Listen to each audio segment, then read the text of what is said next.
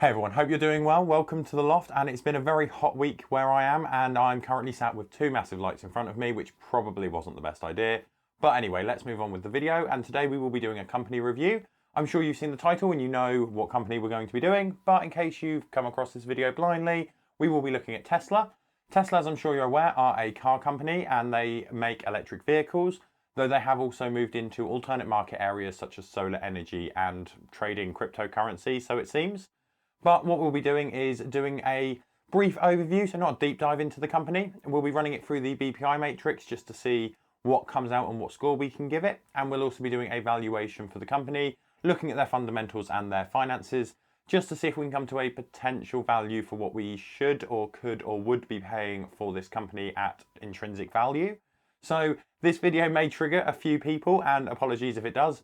But if you are a major fan of Tesla, do stick around and watch the video and let me know if you disagree with me down in the comments below. For transparency purposes, I do have to let you know that I don't currently hold Tesla and I don't plan on holding Tesla at this precise moment, though I have held it in the past with intentions of selling it due to spikes that I expected to come through, so essentially a form of trading and day trading, and I have made some money off of the stock doing that. But this isn't a company that I currently hold in my portfolio and don't plan to buy it for a long hold at this precise moment. But we will be going through the full review, so do stick with us while we jump straight in and have a look at the BPI Matrix. And here we will be starting with the dividend and the dividend growth, which is nice and simple. We can give it a straight 0, and the reason for this is they don't pay a dividend, and personally I don't think they are ever going to be paying a dividend anytime soon. So we'll give a score of a 0, and then we can move on to the revenue. And now here, this might actually surprise some people, but I am going to be giving Tesla a score of 5 for their revenue. The reason for this is I believe there has been a good amount of growth from the last 5 years, going from around 4 billion in 2015 up to around 31.5 billion as of 2020. That works out to be an increase of around 600% over the 5 years, though I'm not 100% sure how consistently they can continue growing their revenue at that level. But it is basing on the previous information. I would say they have a very good, strong amount of growth in their revenue. Therefore, I will be giving a score of a 5. I could have potentially gone to a 4, but I feel that the high amount of revenue they have grown is worth a 5. And if it changes in the future and they stop growing their revenue as quickly, we can always come back, reevaluate, and potentially drop the score if we think it's more suitable as a 4. Moving on, we come to the net income and the free cash flow. And for both of these, I'm going to be awarding a score of a 4. The main reason for this is that, again, they have been rising over time and have seen a good amount of growth, though there wasn't actually positive figures in either of these categories till around 2019, 2020. So them actually making a decent amount of net income and a decent amount of free cash flow hasn't really existed before a couple of years ago. But they have been growing it since the last 5 years. It has been steadily increasing and getting a lower negative number until it hit positive. And overall, it has been a bit up and down, shall we say, with a fair few fluctuations. So I'm not confident enough to give this a score of a 5 because it's not a consistent, strong growth, but it has been growing. So overall, I am happy giving it a 4 for both the net income and also the free cash flow. Now we can move on to the assets and the liabilities, which is the next category on the BPI Matrix. And this one I am going to be giving, again, a 4. And the reason for this is that if we look at the assets and also the liabilities of Tesla, we can see that their current assets do beat their current liabilities, which is a good thing. Though overall, their current assets don't beat their overall liabilities, which is what would score it a 5. So because of this, I am going to be awarding it a score of a 4. And then we can move over to shares outstanding. Moving over to shares outstanding, I do feel this is going to be relatively simple. And the main reason for this is Tesla seem to be rinsing their shareholders by issuing shares like crazy. Over the last 5 years, they have basically doubled the amount of shares outstanding that were available. And in 2015 alone, they increased the shares outstanding by 22% and then increased it by around 5% year on year after that.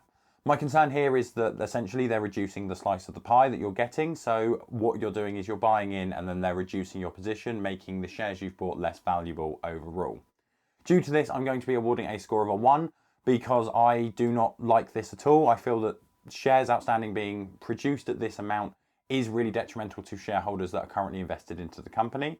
So a score of 1 I feel reflects the concerns that I have there. However, if you disagree with me on any of these, as I said, do drop a message down in the comments below.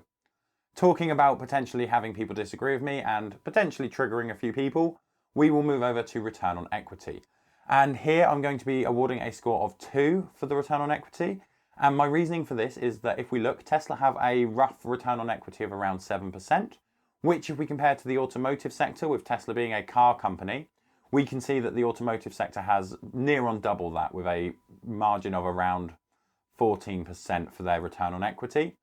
However, if you're one of those people that say that Tesla isn't a car company, Tesla's a tech company or something similar, we could compare it to a tech company, but I would then be dropping it from a 2 to a 1 because they are massively below the average for the tech sector, which is sitting at around 22%.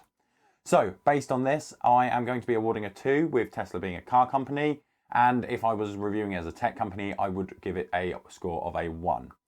Though it's worth pointing out that the overall return on equity has actually been negative up until 2020. So it is only recently that they have been able to give a return on equity, and it'd be interesting to see if they can keep that up. Now we move over to the profit margin. And again, here I have given a score of a 2.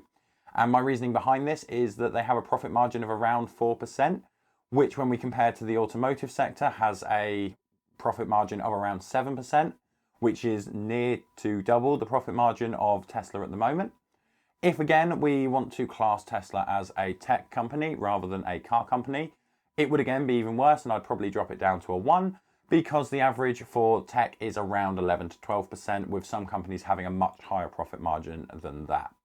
So overall, we may see the profit margin increase as they sort out supply chains and either buy acquisitions so that they can integrate internally, or manage to order larger amounts and get the actual vehicles in for cheaper, which will then obviously increase their profit margin, providing they don't drop the price of the vehicles that they're selling.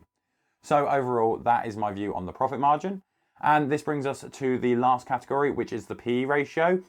And here I like to look for a score of around 15 to 25, around that sort of mark. And there's no surprise here, if you know anything about Tesla, I'm going to be scoring it a 1. And the reason for this is they have a PE ratio of over 600 at the moment. And personally, I think that is completely bonkers. If you are buying it for long-term investing, potentially it's suitable for trading, as I've done in the past. But 600 is a ridiculously high PE. So I will be scoring them a score of a 1. Now, that's all we need to do to generate a BPI score. And if we look, we can generate a BPI dividend score, a BPI growth score, and also a total BPI score. Though due to the fact that Tesla don't pay a dividend, we can essentially completely irrelevate the dividend score because they don't pay a dividend. And we can remove the total score because that is a combination of the growth score and the dividend score. So we would just be looking at the growth score, which comes out with a total of 6. Showing that Tesla is an average company. So nothing massively special here. Personally, for me, I would look at this and steer away from the company and not invest. But let's assume that we are interested in adding Tesla to our portfolio, and we will work out what particular price might be worth paying to add this company to our portfolio in order to have a level of safety and ensure that we will actually make a decent return on the investment. So if we run Tesla's fundamentals and financials through the valuation model, we will be assuming that there is the consistent growth rate that has previously been evidenced, as well as some of the best metrics that is available, and a rate of return of 12%. And I feel this is quite an optimistic valuation to run. What we get is a value of the company for $38 and a value of the equity for $46. But I do have some issues that weren't inbuilt into that, and we may have to do a little bit of jiggery-pokery to potentially give us a better value that is more accurate. And the reason that I'm highlighting this is based on a revenue growth year on year of 53% per year, which is optimistically quite high in my opinion. And it also has the basis of a income margin of 2%, which is the best they've had over the last 5 years. With that information, the formula predicts that in 2024, they're going to have a free cash flow of around 4.2 billion, which could be achievable if they do manage to keep up the revenue and they keep their profit margin in that sort of area. But I do want to point out that over the last 2 years, their revenue has only grown by 14% and 22%, which is a far cry from the 53% that we've used in the model, which is their overall average over the last 5 years. But if we ignore that and we assume that they are going to maintain hitting 53 to 54% per year, there is another issue that we need to address, and that is the shares outstanding. As we saw previously going through the BPI Matrix, they have been churning out shares like no man's business. And what has essentially happened is they are devaluing the shares and the company for the shareholders. So we will look and we can see that they are on average increasing their shares by about 6% year on year. So if we plug this into the calculator as well and work out what we think that is going to be in the future if they continue to print shares at a 6% rate, this would then change the shares outstanding in 2024 to 1.3 billion from 963 million where it is at the moment. If we include this into the valuation, this naturally drops the price down further, moving it from the $46 for the price of the company down to around $28 per share for the company. So this shows that in theory, the current shares, which are around $640 we're reviewing at this particular moment, has a potential downside of around 94% on the investment. Now, don't get me wrong, I'm not saying that Tesla is a bad company or a poor company. In fact, I guess I'm saying that Tesla is an average company, but I will be saying that they are very overpriced for the amount of revenue, amount of free cash flow, and the fundamentals that they are actually producing at the moment. I feel this is slightly backed up by the fact that they have a PE ratio of 600 and above, and I'm not 100% sure why Tesla is so expensive, unless it is entirely just hype. So what I want to ask is, if you are a fan of Tesla, you hold Tesla yourself, and I guess that you're willing to buy Tesla at any value from $200 to $300 or above, let me know down in the comments below why you like Tesla and why you think it's worth that money, because it would be really interesting to have a chat and potentially get the point of view of someone that is invested in the company and thinks that there is value in the company above $200, when I'm coming to a rough valuation of between $28 to $50, give or take. So that's essentially it. If you are interested, do comment down below. Let me know what company I should do next. I hope you found this one interesting. Unfortunately, I do quite like Tesla as a company. It's just not something that I'll be able to invest in at the moment, and we'll see what happens from there. So I am now sticking my flag in the ground, and I'm saying that Tesla is an average but very overpriced company, and that I'd be looking to buy it at a much reduced price from where it is. So that's it for today. If you're wanting to check out any of the other company reviews I've done, just for a potential looking at where Tesla sits in the list of the BPI score, I would suggest checking out this playlist here. And until next time, remember to invest, save, and subscribe.